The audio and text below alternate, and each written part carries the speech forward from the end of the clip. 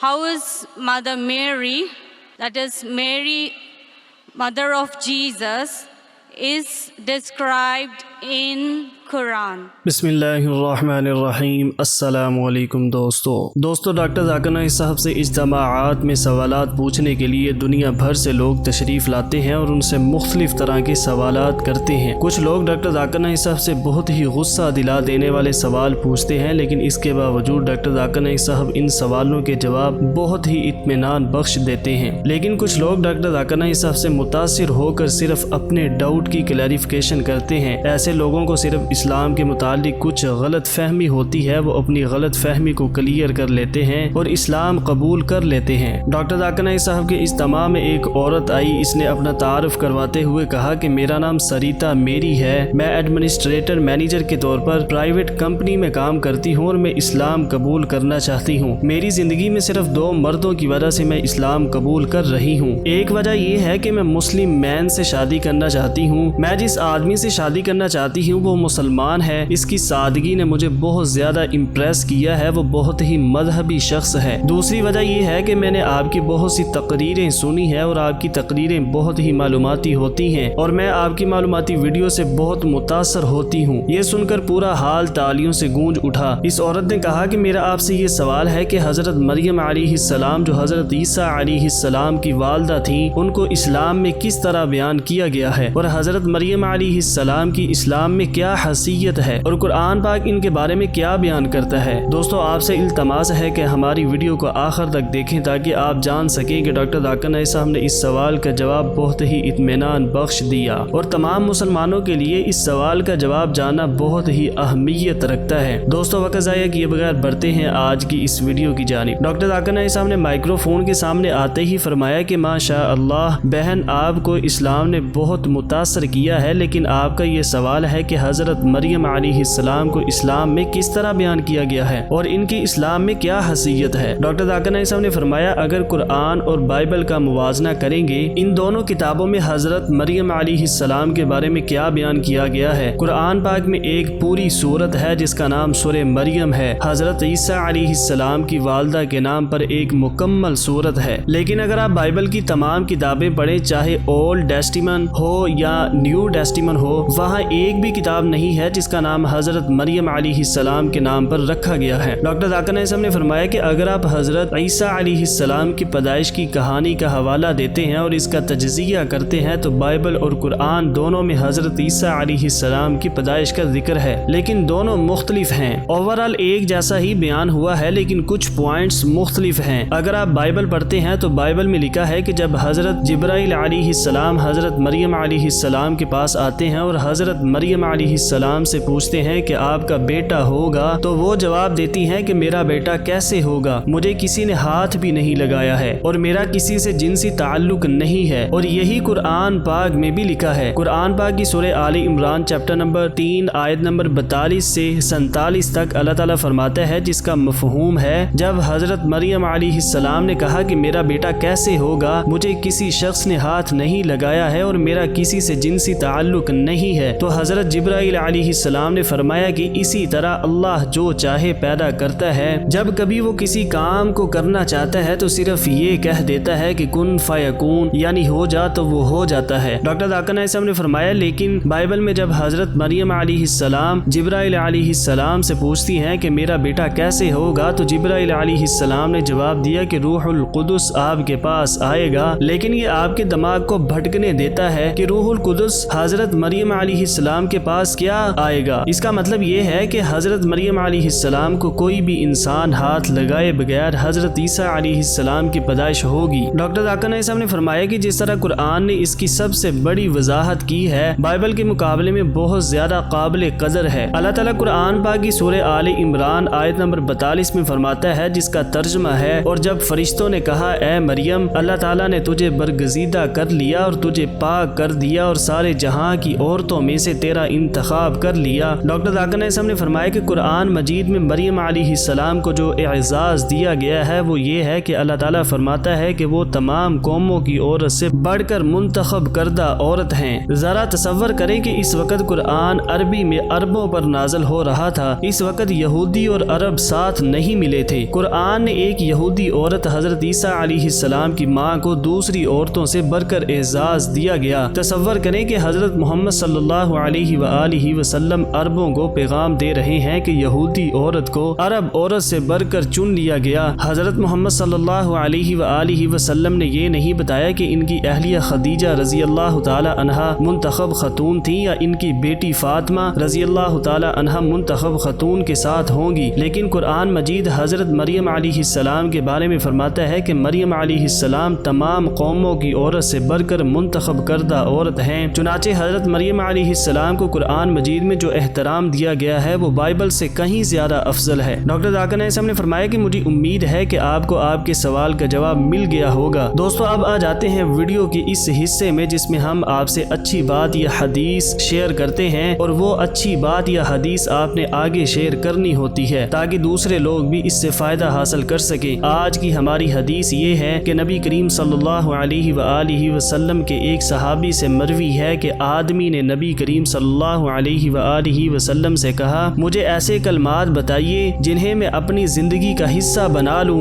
وہ زیادہ کلمات بتائیے جنہیں میں اپنی زندگی کا حصہ بنا لوں، وہ زیادہ کلمات نہ ہو کہ میں بھول جاؤں۔ آپ صلی اللہ علیہ وآلہ وسلم نے فرمایا، غصے سے بچو۔ اس نے پھر وہی بات دہرائی تو آپ صلی اللہ علیہ وآلہ وسلم نے فرمایا، غصے سے بچو۔ دوستو ہم آپ کے لیے ڈاکٹر ذاکر نائک صاحب کی انگریزی زبان میں کی گئی گفتگو کا اردو ترجمہ لاتے ہیں تاکہ وہ لوگ جو انگریزی زبان کو نہیں سمجھ سکتے وہ اردو میں ڈاکٹر ذاکر نائک صاحب کا جواب جان سکیں کہ ڈاکٹر ذاکر نائک صاحب نے اس حوالے سے کیا کہا ہے۔ دوستو ہمیں امید ہے کہ سین پوسٹ کی یہ کاوش آپ کو ضرور پسند آئے گی۔ ویڈیو دیکھنے کا بہت شکریہ۔